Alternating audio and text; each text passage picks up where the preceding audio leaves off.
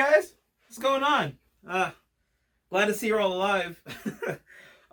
Wow, what a heck of a time to be alive right now, right? Let me stop being goofy and take this off. Hopefully, it's my prayer that all of you guys are doing very well right now.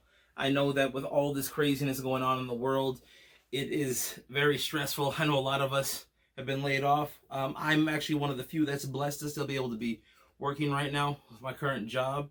God has blessed me and my family immensely, and I hope that for many of you, if not all of you, you guys are all finding a way to deal with this. And like I said, my hearts and prayers go out to all of you during this time.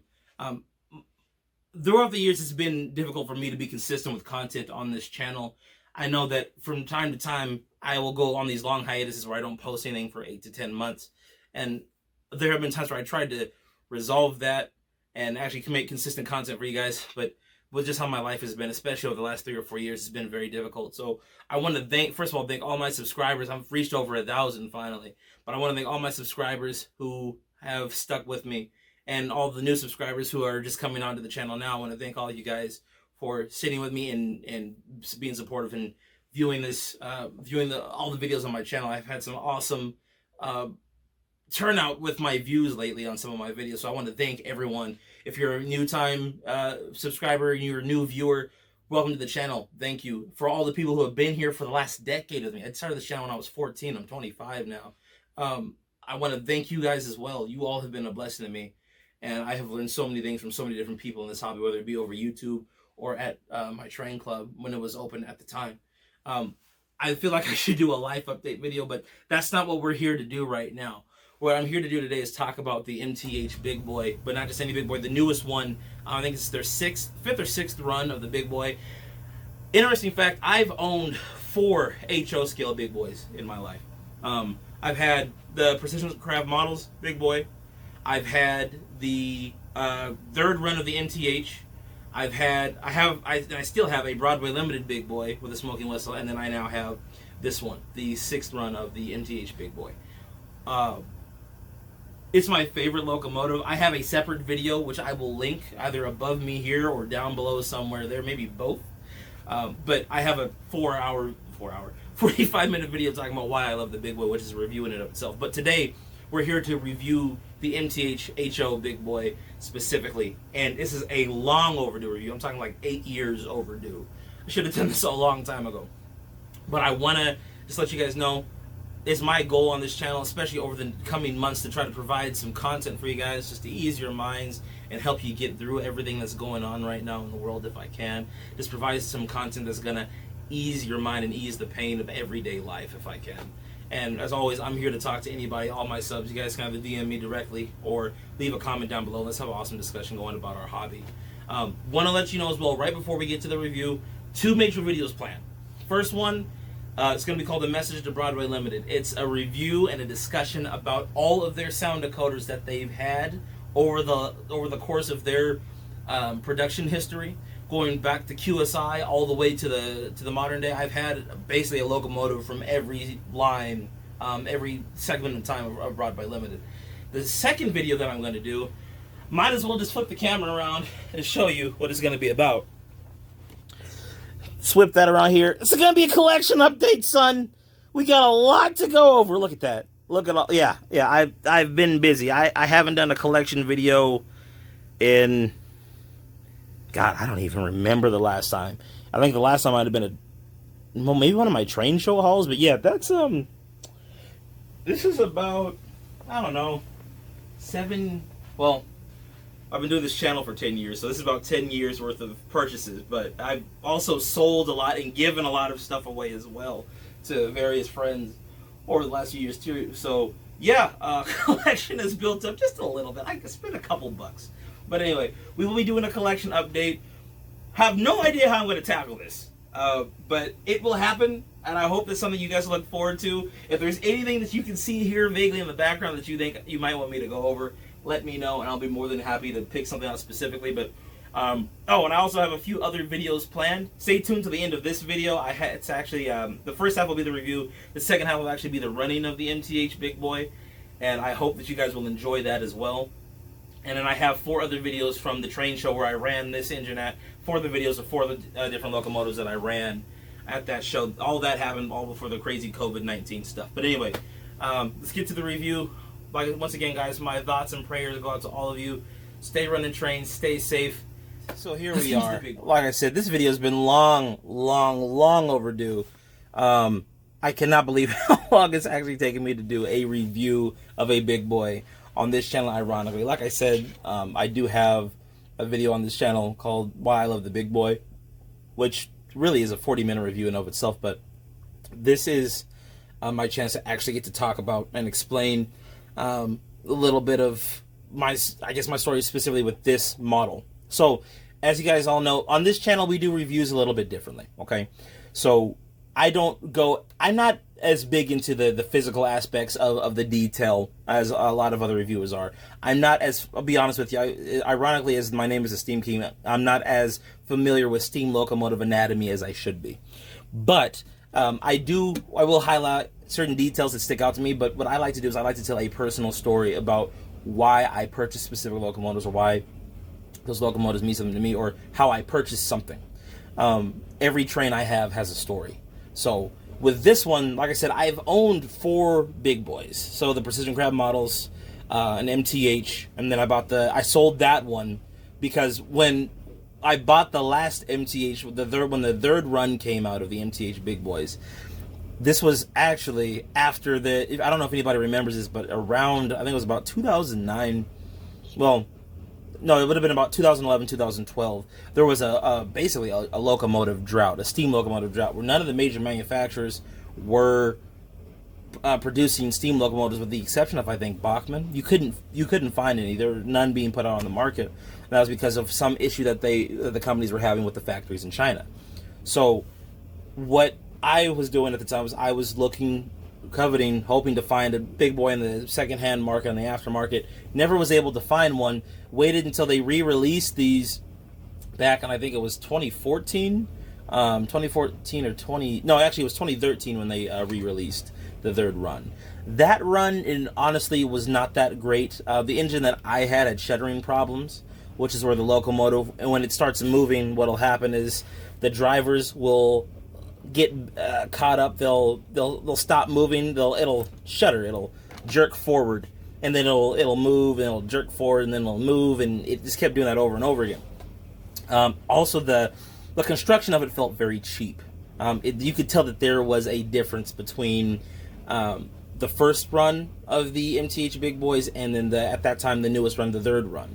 So I wasn't very happy with that engine. The coal load, when you took it out of the box, the coal load actually would disintegrate in your hand, and it had a different tethering system than the traditional MTH models at the time. It had a totally new tethering system, which thank God they have not returned back to this day.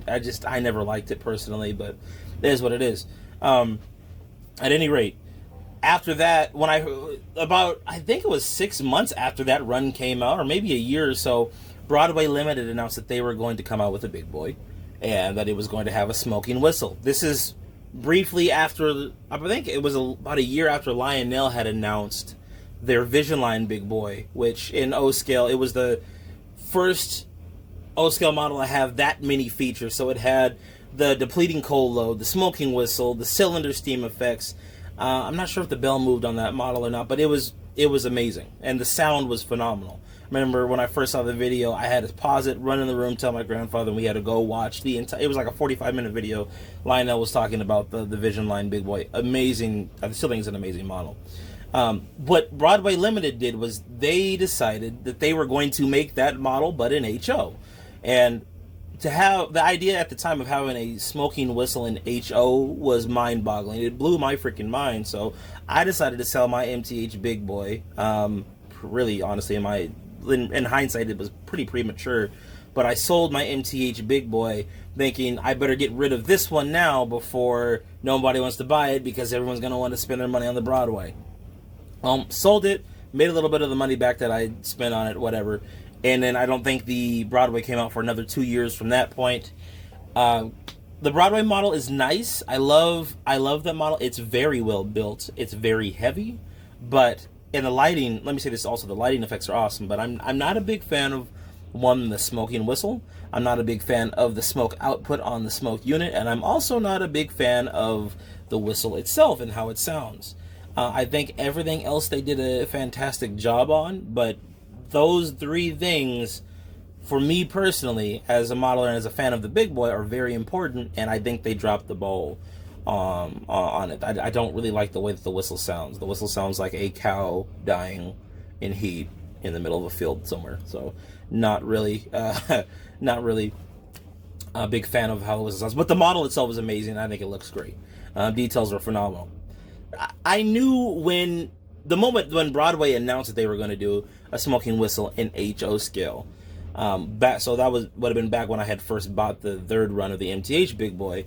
I knew that MTH would eventually follow suit. I knew it was going to happen. That's just the way this hobby is, the way competition works. I love it. Because we keep getting better products as a result. But when I was hopeful that the Broadway Big Boy would be the end all be all, and for a while I was very happy with it. But as time progressed, just wasn't as exciting. It wasn't really what I had hoped for, but the smoking whistle feature still stood out to me, and I still thought that was amazing. When I saw the video of this model, however, the MTH 5th or 6th run Big Boy with the smoking whistle, I couldn't believe my eyes. This sucker, it blows Broadway's model out of the water in terms of that feature. When the problem that I always had with the Broadway was that when the engine was in motion, right, and the smoke was coming out of the stacks, when you would blow the whistle has little wisps. It almost looks like a little wisp of steam that comes out, right? This sucker, when you blow this whistle, it shoots out. It's like a third smokestack. It's insane, but it looks so real. It looks like how the actual Big Boy looks when it runs. It's phenomenal. I knew, especially considering MTH, in the HL market, they have the superior smoke unit, in my opinion. MTH, I knew that they were going to knock it out of the water. They did. They really did. You can tell when I blow the whistle on this model. You'll see it in the running portion of the video. But when I blow the whistle on this model, you can tell that the whistle is steaming separate from the smokestack, and it looks amazing. Also, the smoke output on these smokestacks are a lot better as well. But at any rate, that's kind of my story behind the purchasing of this Big Boy and kind of the journey. And from anyone who's followed me up to this point, it's just kind of the climax to the story. I can actually finally put the story to rest, really, with this review.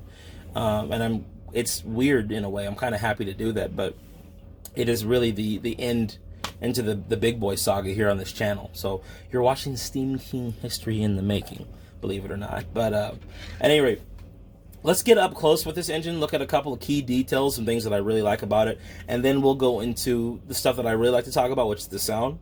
But first, we'll focus on some details. Okay, so starting at the front of the locomotive here, I really do love these middle handrails that they have right here. The safety handrails, I love that. They're sturdy, they feel real nice. There's a nice weight to this engine. One thing that I will say while taking it out of the box for the first time, this felt a lot better than the third run of the model that I had bought all those years ago. This model feels more put together. I think that when I bought the original model, these handrails were actually bent. Not really the problem here on this 5th or 6th run, whichever one it is. I don't know, but not really the issue here. Everything came out of the package nice. I think the packaging is a lot better too. Also, the boxes changed. Instead of splitting the locomotive and the tender, they just have it all in one. And some people aren't a fan of that. I personally like that. I like that they did that. It just makes it easier for me to take it in and out of the box. So, some people will notice that the wheels here on the front, the front pilot trucks, they're not blacked out. On the Broadway Limited model, they are blacked out. This isn't a deal breaker for me personally. If I were to go eventually and weather this engine, that would be something that I could just fix myself. You know, I could take some black paint, or I could just weather, dirty it up, and you wouldn't really be able to tell much of a difference there.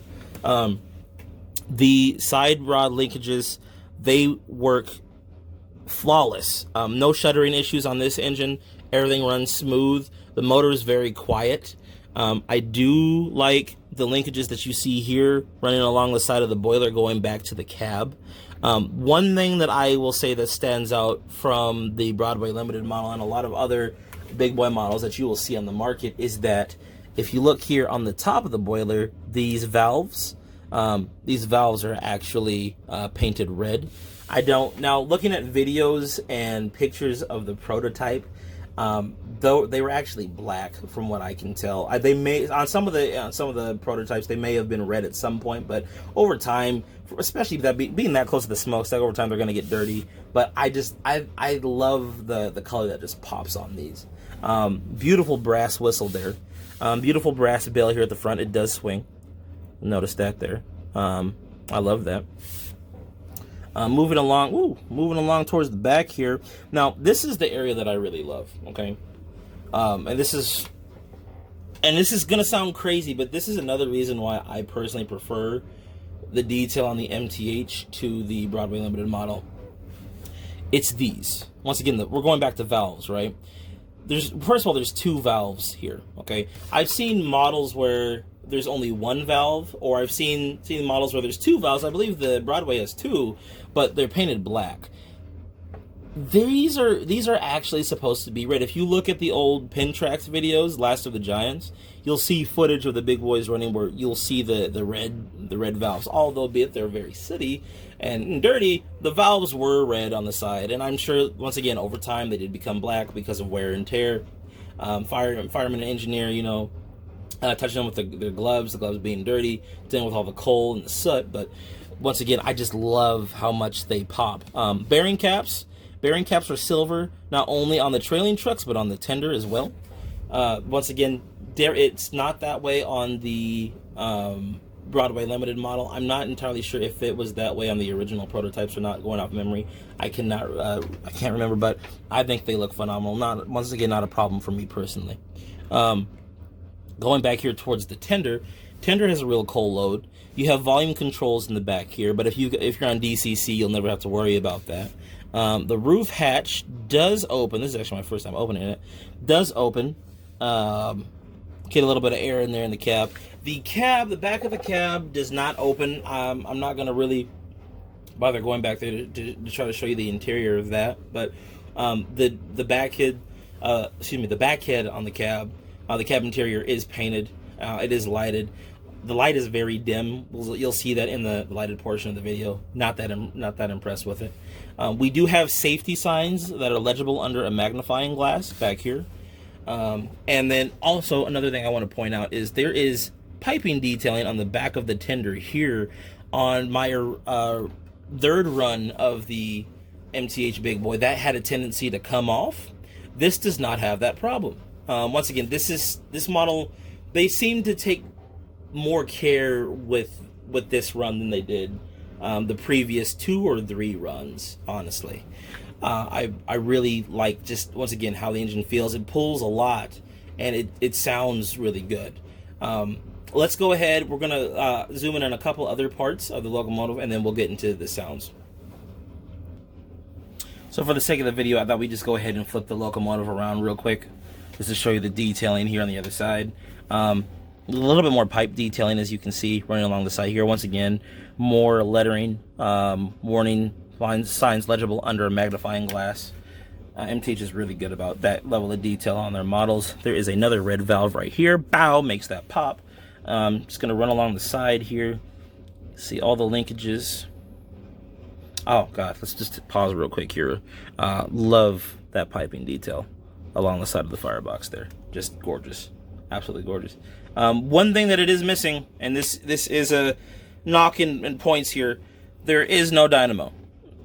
I have no idea why you would not have a dynamo on the side of a steam locomotive, but it boggles my mind. Another thing, the distance between the cab and the tender, that's kind of wild. That should be way closer. I noticed in a couple of other reviewers' videos, they didn't get the backplate. It's hard to see on camera here. I wish I had a flashlight, but I actually have mine. You can kind of see me flipping it up right there, but I do have mine. Mine was included. I don't know why. Excuse me. I don't know why no one else had theirs, or the other 2 videos I saw, they didn't have theirs. But mine has it. So very, very happy to see that. It helps with the problem of the distance being so far apart, but you can still, it's still pretty noticeable. But for me personally, it's not a deal breaker. I just, I'm mostly looking at the front of the engine anyway, so I'm not really paying attention to for the most part. That's the biggest issue I have probably with this engine, is that you can't choose the length that you want between the engine and the tender. They just said, hey, we're gonna have a one size fits all drawbar that goes between the engine and the tender.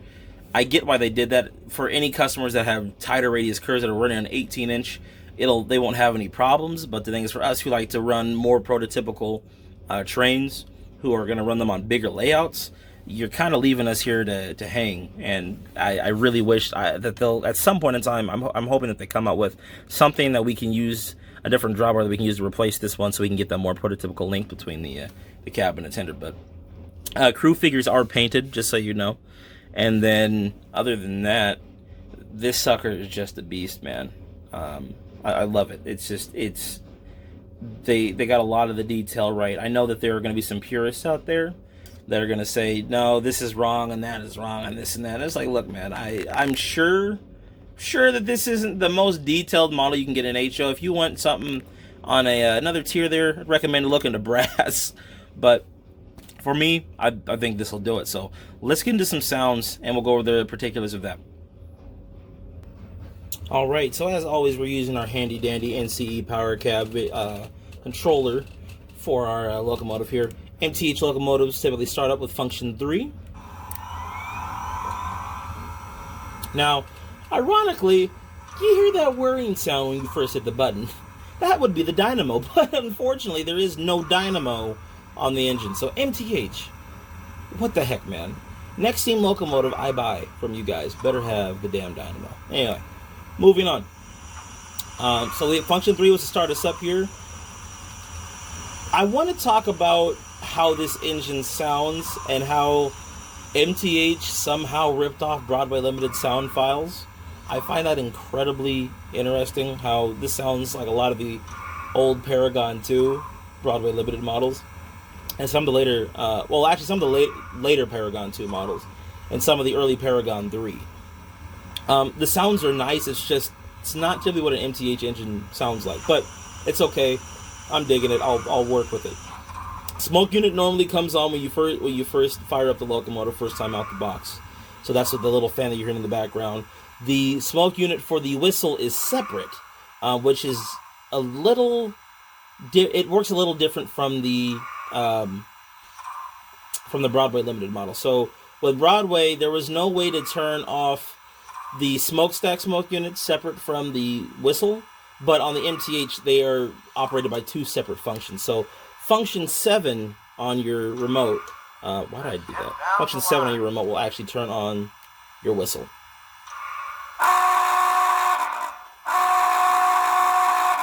And right now, it's gonna take some time to warm up, but we'll show you the smoking whistle in a moment. Actually, I do have a portion of the video that I shot at the train show, which I'll probably insert in here somewhere, just to show you what that looks like in better lighting and in a warmer room and just a better environment.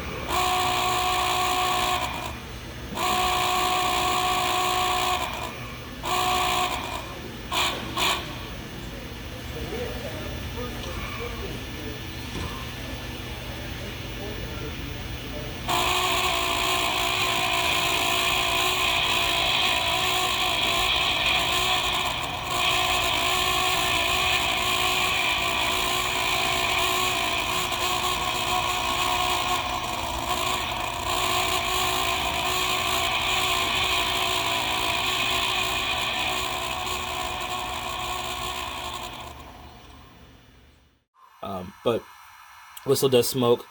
You do have to fill it with a unique smoke reservoir that comes included in the box. It has a very thin, very rat tail like syringe that you put in down underneath the whistle itself, and I take about 2 drops of smoke fluid, pour it in. There's a little funnel at the end of it. You pour about 2 or 3 drops in.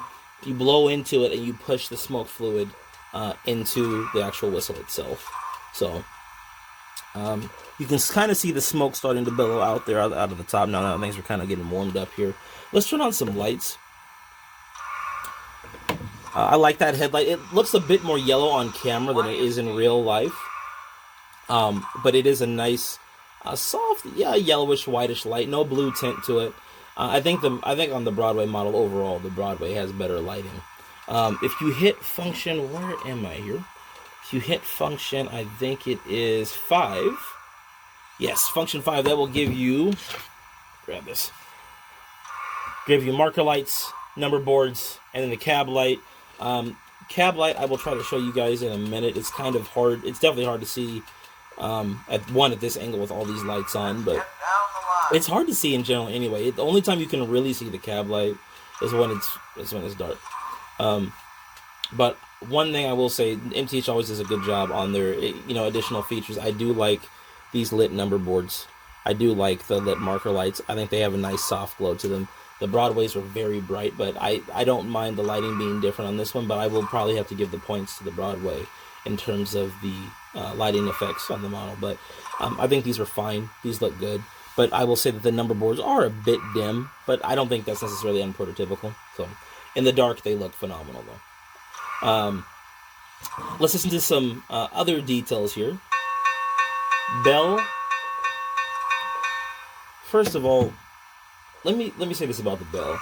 Broadway's bell was that was one thing I forgot to mention. Broadway's bell was really bad. Like it's not like there are bells that are just like, okay, whatever. This one was just bad. It was the wrong sound. That the one on this. Let me just play that again. That's how a Union Pacific bell is supposed to sound. An air rung bell. That's how they sound on the big boys, on the Challengers. Perfect, phenomenal. I almost, when the last one of these came out, before they had the smoking whistle, I almost bought an MTH Big Boy just because of the bell. I love that bell. I love the sound of it. Always have, from the old videos the Pintrix videos I used to watch when I was a kid, to just now, just having it on a model. It sounds amazing. I just love the pitch of it, the ring rate of it. It's just indicative of Union Pacific. It's an iconic sound for them. Bell is nice. Whistle. Let's play around with that a little bit.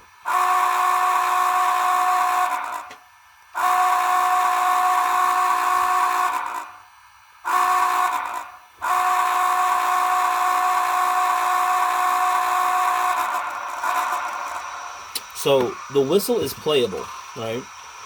Which means that depending on how long I hold the whistle down for, there will be different signatures that appear at the end of it, for those of you who don't know. I like that they're doing that in their models more so now. They didn't always. MTH was kind of hit or miss with that.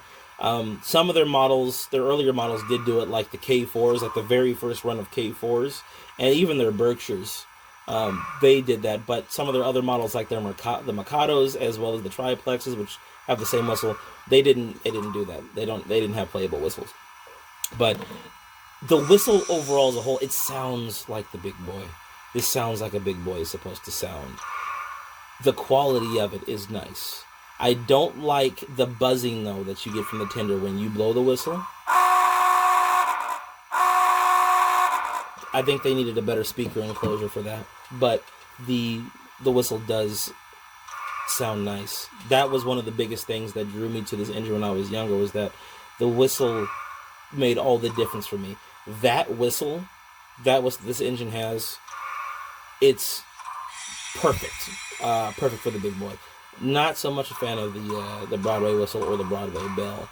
The idling sounds, I think they're fine. When I think of a big boy, I think of a deeper air compressor. This is okay. I don't mind it, but I wish that I wish it was a bit noisier. I wish there was a bit more going on. But honestly, for what you get, I can't really complain with all the other sounds that they knocked it out of the park with. I'm fine with. You do have crew dialogue as well by hitting function 4. I won't really go into that. I will say this though. MTH, they need to step up their game when it comes to the voice acting. I don't know who they're getting to do the voices on some of these some of these engines, but it's kind of bad.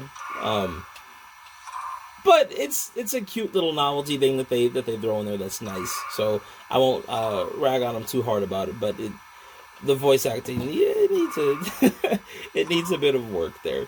So hold on 1 second. I was just double checking. I don't think I actually turned the smoke unit on for the whistle. There it goes.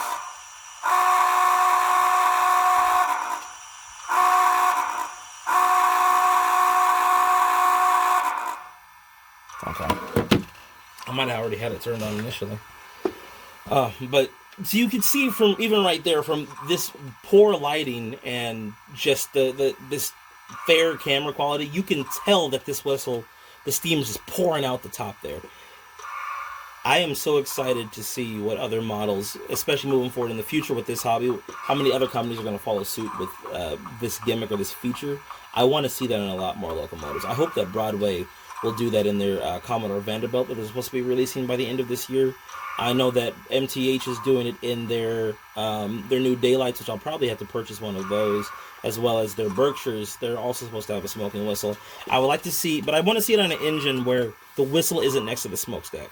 Although it's pronounced enough to where you can tell a difference.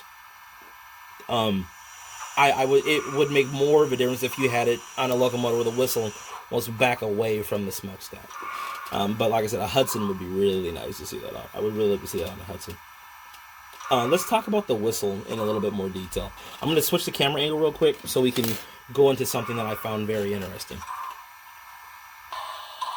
Alright, so the smoke is really pouring now. Now that the smoking is warmed up. It takes about a good 2 or 3 minutes really for it to get going. But let's talk about the whistle. So MTH, when they announced this locomotive, they said that the whistle has variable smoke, which means that depending on, well, if you have their DCS system, it gives you the option to quill the whistle.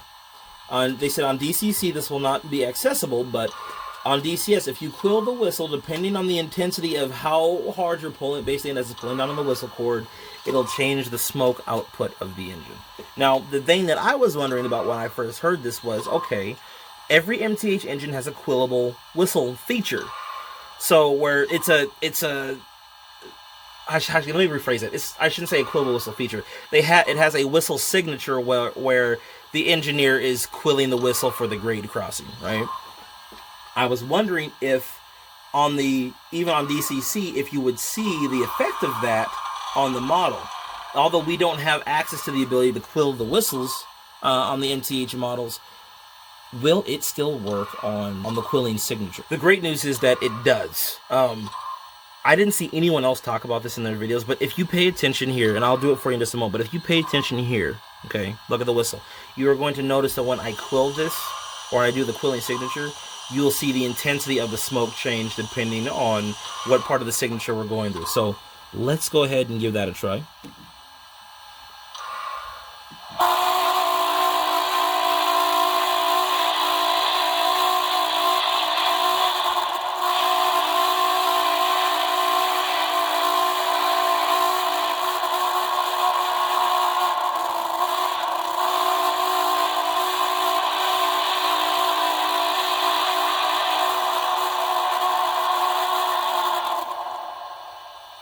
Oh my god.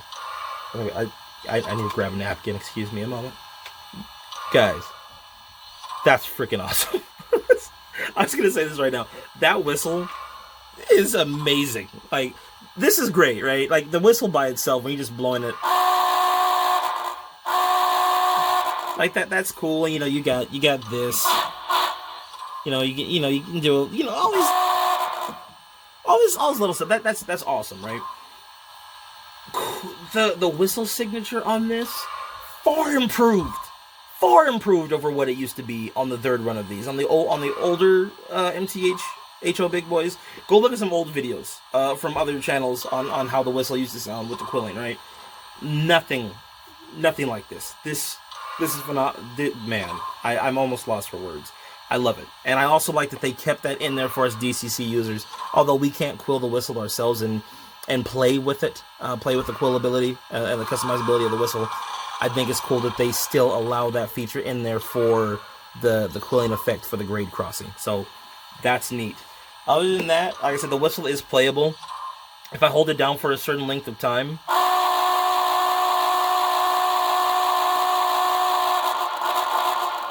you'll get a different signature at the end of it.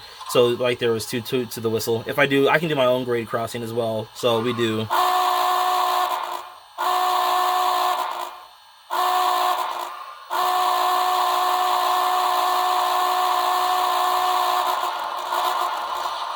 So that's one toot of the whistle there. There's a third one, which I believe only works while the engine is in motion. You will see that in the running portion of the video. That looks phenomenal as well, or excuse me, I should say it sounds phenomenal. Let's run it back and forth just ever so briefly here.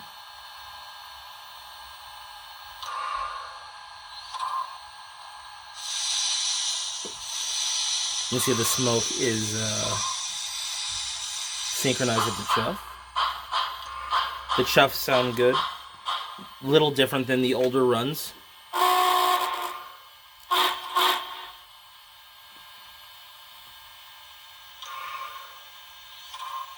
Let's go forward a little bit.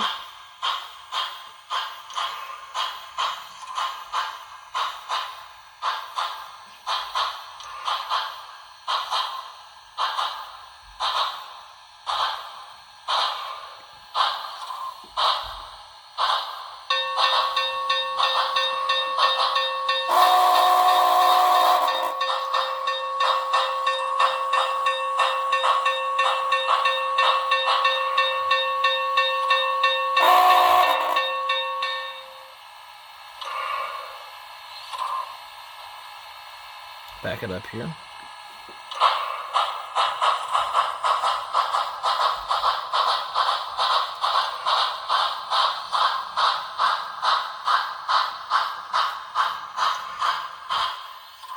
I like the MTH chuffs. When you get up to speed, we got a nice load behind them. They sound very laborious.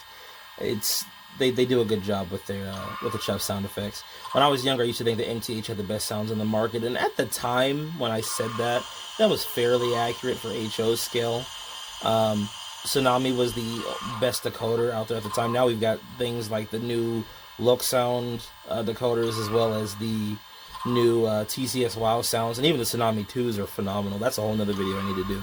But I think that even now, I think the sounds on this decoder still hold up. And one last thing I will say concerning the whistle, and just the sounds in general here, is that what MTH did is they decided to switch up the rhythm in which the whistle is played when you do the forward signal and the reverse signal.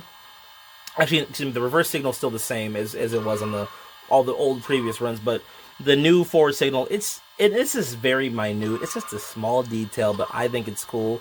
It gives a little bit of variation to your models if you've got a big boy from every other run of one of the older runs. But the toot of the whistle, it's stretched out between the two whistle pulls. So it used to be like 1-2. Now it's 1-2. I'm a dancer. I'm a drummer. I just, these rhythmic things stick out to me. But this is a cool detail that I noticed. And listen to it. Let's look at it in the dark, and then we'll get to the running portion of the video, and we'll wrap everything up here. So, wrapping up the details and the lighting portion of the video, you guys, one thing that I find incredibly insane to me is that even with the majority of the lights turned off in my room, with the exception of these LED strips that I have going around the perimeter of the room here, it's still hard to tell that this cab light is on right now. That is very dim. That might even be dimmer than the third run. I didn't realize how bad that was. I will turn it off and turn it back on. That way you can see the difference. But you can see there, it just barely, it barely lights up the engineer's arm in the cab right there. That is something that I will say is lacking on this model. Really, I think if they ever do a 6th, or I don't know, it would be 6th or 7th run, but if they, whatever run their next run of these will be, hopefully that they can fix the lighting, the drawbar, and maybe the buzzing sound in the tender. But other than that, I just think that this is a fantastic model. I love the smoke output. I love the way the whistle sounds. Why is my camera going blurry? Stop that. Thank you. I think that the front portion of the Locomotive here with the lighting, You know, we will just go ahead and move this over real quick. I think that looks great. I think for what they did with this newest run, I think they kind of, to me, for me personally, because I was really wavering with my, I guess you could say, loyalty to MTH. I know that a lot of people don't like them. I've always liked MTH. But I was wavering there a little bit, and because I was concerned about the quality of the Locomotive. I hadn't bought, I think the last Locomotive I bought from them was the last run of the Big Boy. That their third run of the Big Boy. And like I said, I was not impressed with it, and I sold it because I knew it was probably going to break before the Broadway came out. But very impressed with this one. This one feels heavy.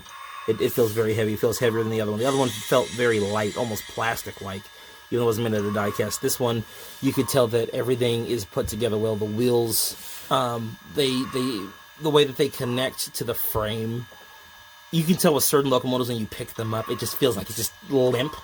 This doesn't feel like that. It doesn't feel limp. It feels very well put together, because they put a lot of attention and care into this latest run. But the headlight's very bright. The number boards are very bright. Marker lights, fairly bright. Or excuse me, number boards are shut up. Number boards are not really that bright, but like I said, it's not a deal breaker for me. But the marker lights, they're bright enough. Marker lights, number boards, bright enough. And one last thing I will show as well, on the back side of it here, it does have a backup light right here on the back of the tender, which I think is really cool. But anyway, let's get this review wrapped up, get you guys to the running portion of the video.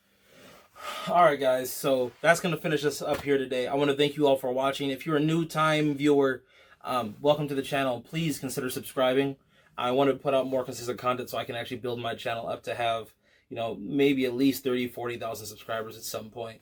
I don't have my own layout, but I think my niche with this channel is I always have a lot of editorials where I talk about specific aspects of the hobby. Kind of like podcasting, really, huh? Have to think about doing that in the future. Anyway, I hope you enjoy the content on this channel. If there's something you feel like I can improve on, or something you want to see from me moving forward in the future, if you want to see me talk about any of these beautiful models right here, or want to know what's in these boxes, feel free to leave a guess or a comment or what you want to see. It's an open forum here on this channel, is what I want it to be. You guys have nothing better to do anyway. You're in the house. Talk to each other down below. Share the video. Come on. Thank you. Well, thank you once again, really. With this video ending, this is really the end of a 10-year journey on this channel. When I first thought I wanted this model back when I was 14, the technology didn't exist for the engine to have the features that it is now. That smoking whistle, as well as the bell that's on it, kind of make this the perfect big boy for me. I think it's a fantastic way to wrap up the saga for the big boy on my channel. And for those of you who have been watching and following for this amount of time, whoever's left of my original subscribers, original 50 that I got on my first week of having this YouTube channel, if any of you guys are left, yeah, we did it. We finally got an MTH big boy that we're gonna keep this time. That actually works. It's not gonna break, hopefully.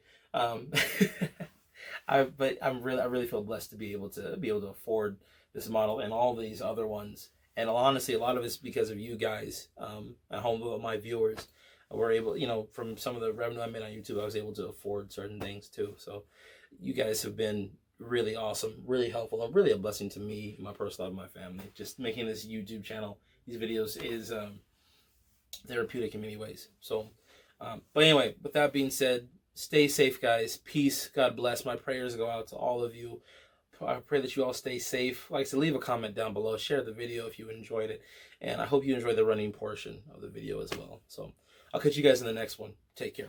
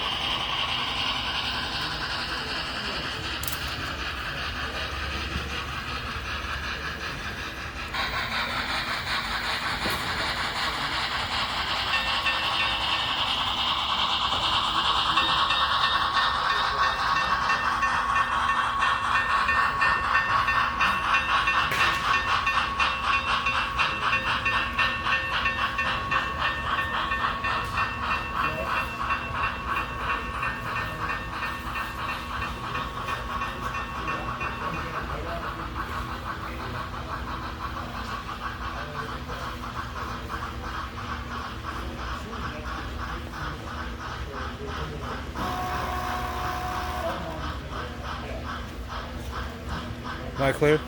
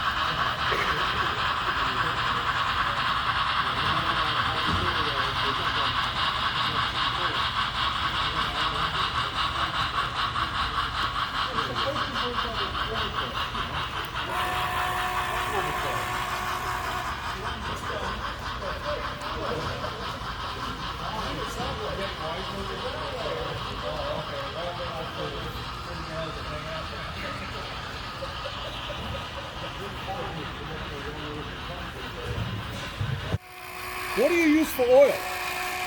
So there's a secret. It's a real trick. You take baby oil, it's the same thing as smoke fluid. Baby oil? Very small drops? About 10 to 12. Because we have a friend of ours, he has a smoker, and he can't get that sucker to smoke, and he uses their recommended fluid, and he always has trouble. Is it a I will Bakken? tell him baby oil. Yeah. It's a Bakken. It's probably the smoke unit itself, then. Thank you, bud. Yeah, absolutely. Baby oil. Yes. You have enough smoke fluid to last you forever. You got that right. Nice setup, man. Thank you, thank you. Huh? A little bit on the sick side. Perfect. Okay. You don't like playing with them either, huh?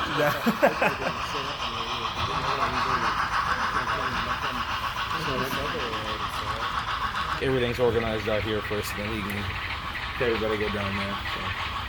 All right.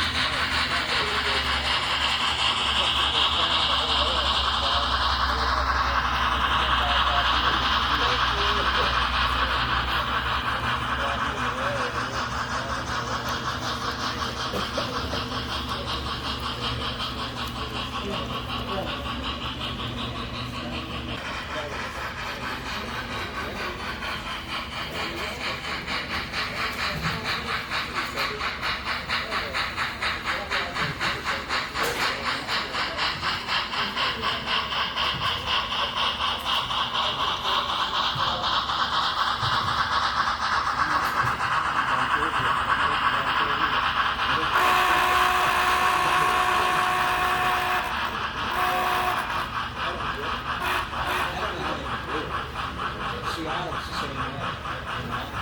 Folks in Seattle swear like, oh, what do you work for that you can afford a $4,000 a month mortgage? $6,000, $7,000.